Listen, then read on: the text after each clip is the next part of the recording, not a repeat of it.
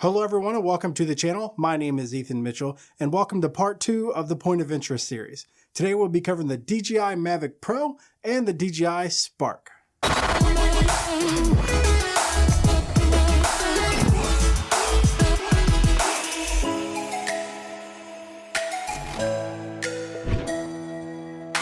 Hey guys, welcome back. If you missed part 1 with the Anafi, you can click here and there's a link in the description.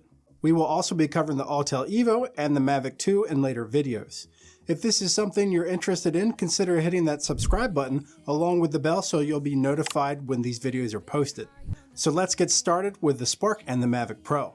When it comes to point of interest flying with these two drones, there's not a lot in terms of semi-automatic features.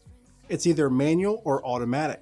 The Spark has an orbit option that is in the quick shots, and the Mavic Pro has a point of interest feature, but you have to control the gimbal manually. So how do we go about getting a dynamic point of interest where the software will keep the camera fixed on the spot while the pilot controls the flight path? So today we're going to discuss 2 ways to do this. First, we're going to go over Active Track and how to use it for point of interest flying, and then we're going to use Litchi. Okay, first up is Active Track. So on the Mavic Pro, we have 3 options for Active Track and only 1 option on the Spark. On the Mavic Pro, we'll be using Profile, which is basically the same thing on the Spark. So let's go into Active Track. Okay, first draw a box around the subject. On the Mavic, choose Profile and then press Go. Now we can manually fly around and the camera will automatically stay fixed on that spot. Now the tracking system on the Mavic tends to be better than the Spark, but both do an okay job. I've noticed when using the drone like this, the software really slows down the controls, which helps get smooth footage. Another thing I noticed is the tracking point will not rotate around the subject, so when using this method, it's best to stay in front of your subject and limit your arc to 180 degrees. On the Spark, it's best to use the screen slider to move left or right. Okay, on to Litchi. In Litchi, we're going to use Focus. If you watched part 1 of this series with the Anafi, this feature works the same way as TouchFly. In Litchi, we're going to click at the top of the screen and bring down the flight menu. Then press Focus. On the map, click on the point of interest or fly to that spot and mark it. You can also drag the marker if you need to relocate the point of interest. Okay, now let's click on the point of interest to bring up the menu. In the menu, we are going to set the subject to point of interest, set the subject height to where you'd like it, set aircraft rotation to automatic, joystick reference we're going to leave on default, and joystick speed limit we're going to leave at 75%. This controls how fast the drone will fly, so if you want smooth footage, take this down.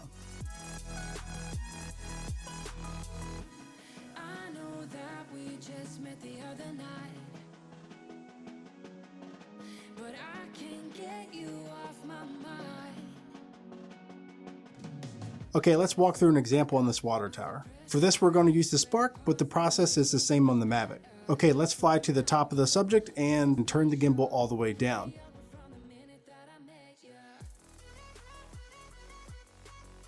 Now let's switch to the map and mark that spot. Now you don't have to mark areas with the drone, I just prefer to do it this way for better accuracy.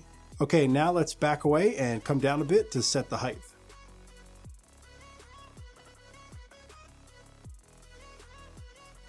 Click on the point of interest to open the settings menu and let's set the subject height. I have the drone at 153 feet, so let's set the point of interest height just a bit lower at 148. Now press start. Now you can fly manually line of sight and the software will keep the camera fixed on that spot. So let's see what we get.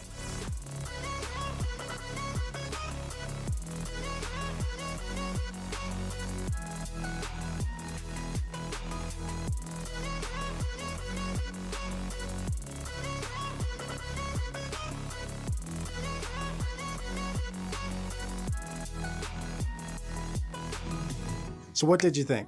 I was very impressed with both the Spark and the Mavic. Both did an excellent job and I think this is a great feature to have. Here are some things I noticed. The Mavic is smoother in the yaw axis due to the 3-axis gimbal. On the Spark, you'll have to slow down to keep the footage smooth. I also noticed when moving side to side, the subject tends to fall behind and then will suddenly catch up if you slow down. To avoid this, once you initiate a move, keep the speed constant for the duration of the shot. So there it is, guys, point of interest flying with the DJI Spark and the Mavic Pro. Now both do have automatic features that will do point of interest, but using these methods will allow you to control the flight path and keep line of sight. I find it beneficial to fly like this because you're not focused on the video stream, you're actually watching the drone, which is a much safer way to fly. If you have a Spark or Mavic Pro, I highly recommend getting Litchi. It's a very powerful app that really unlocks the full potential of these drones. So thanks for watching. If you like this video, please give it a thumbs up. And if you'd like to see more videos like this, please subscribe and click the bell for notifications. Have a great day and we'll see you next time.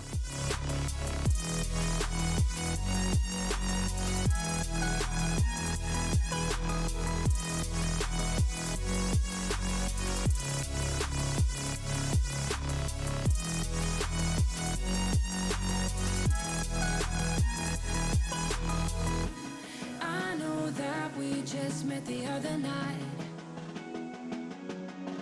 but I can't get you off my mind. Not a smooth talker.